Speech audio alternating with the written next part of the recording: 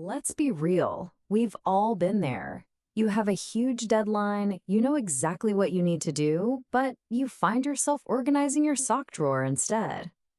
We call it procrastination, and man, it can feel like a personal failure. But what if it's not? Today, we're going to unpack the real science of why we put things off and build a system to finally get things done. For good. It's the big question, right? We're smart people, so why do we keep making this totally irrational choice that only leads to more stress? Well, the answer isn't that you're lazy. Nope. It's actually much deeper, and it's rooted in the way our brains are hardwired to try and protect us. All right, so here's our game plan. First, we'll dive into that cycle of avoidance. Then we'll get into the core beliefs that are secretly running the show. After that, we'll look at the actual brain science of focus, build a powerful system for real productivity, and then wrap it all up with a practical toolkit you can literally start using today. To really solve this thing, we have to understand the emotional roller coaster first.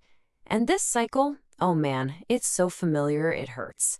You've got the task, then comes that feeling of dread, and the decision to just not. For a second, you feel this wave of relief, but that fades fast, right? And it gets replaced by this growing anxiety and guilt, which builds and builds until the final last-minute panic. Now, this next point is huge, so really let it sink in. Your brain isn't trying to ruin your life. It's actually trying to protect you. It's defending you from negative feelings tied to a task. Fear of failure or boredom or just feeling completely overwhelmed.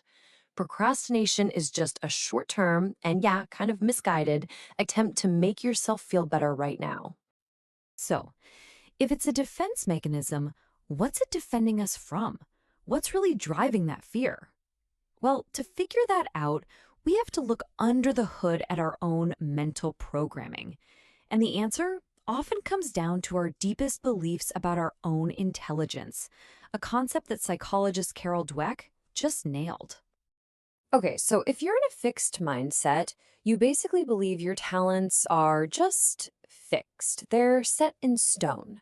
So every single task becomes a test of, am I good enough? And if there's a chance you might fail, your ego feels totally threatened and bam, that defense mechanism, procrastination, kicks in. But on the flip side, a growth mindset sees challenges not as threats, but as chances to get better. And this quote from Dweck just says it all. The whole focus shifts from proving how smart you are to improving how smart you are. Once you make that shift, the fear of failure starts to fade, and the motivation to just get started, it really starts to grow. Okay, so we've got the mindset down. Now let's look at the actual hardware. What's going on inside our brain on a physical level? Because it turns out there's a real scientific reason some tasks feel absolutely impossible to start, while others just happen. You ever look at a huge, vague project on your to-do list and your brain just shuts down? That feeling is called cognitive load. Your brain sees this massive, threatening thing and just gets overloaded. It's too much mental horsepower to process at once. That feeling of being overwhelmed, that's your brain's fire alarm going off, and its immediate reaction is to run away to something easy, like scrolling through your phone. So how do we fix this? It's actually shockingly simple. You just have to break the project down into ridiculously small, non-threatening steps.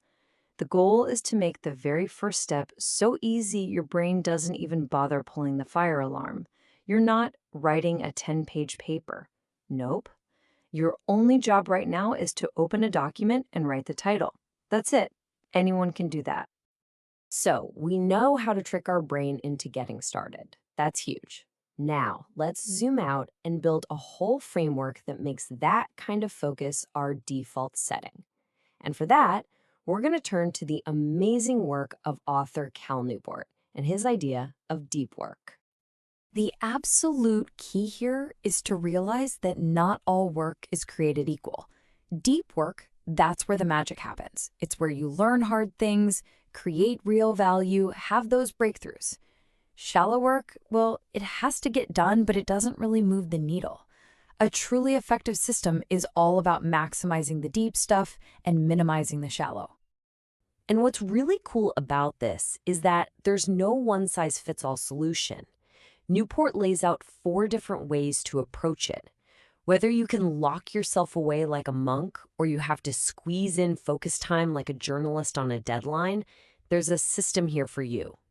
For most of us, though, that rhythmic approach, building a daily habit, is probably the sweet spot.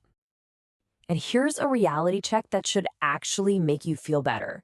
The research shows that the absolute maximum amount of intense, truly deep work most of us can handle in a day is about 4 hours.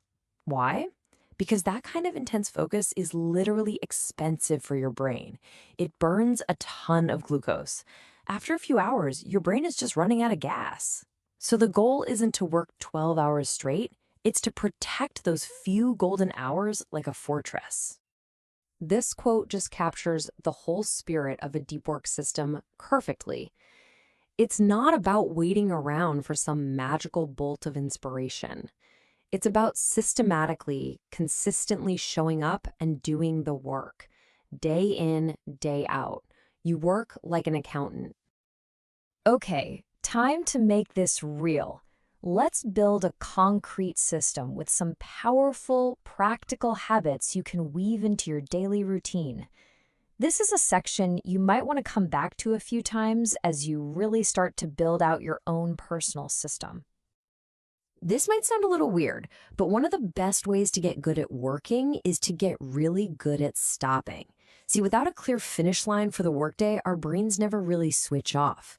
A shutdown ritual creates that hard boundary that lets you properly rest, which is absolutely essential for being able to do deep work again tomorrow. This whole process can take like 5 minutes. The most important part is step 2.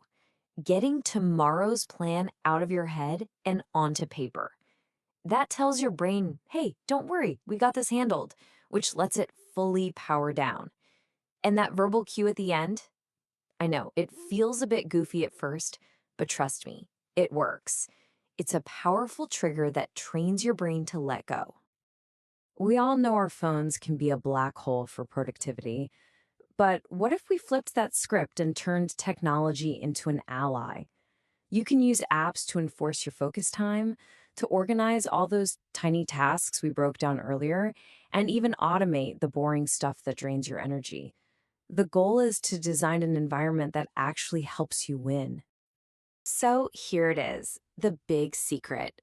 Beating procrastination for good is not about having more willpower. It's about building a smarter system of habits and rituals. When you have a strong system in place, you don't need to feel motivated. Focus just becomes what you do. And at the end of the day, this whole thing, it's not really just about taking off more items on a to-do list, is it? It's about being able to point your most valuable resource, your attention, at the things that you truly care about. It's about ending your life with a sense of accomplishment, not a sense of regret. So really, the choice isn't just between doing the work or not doing it. It's between a life of constant reaction and nagging regret or a life of intention and deep meaning. You now understand the why, and you have the tools to build the how. The only question left is, what will you choose?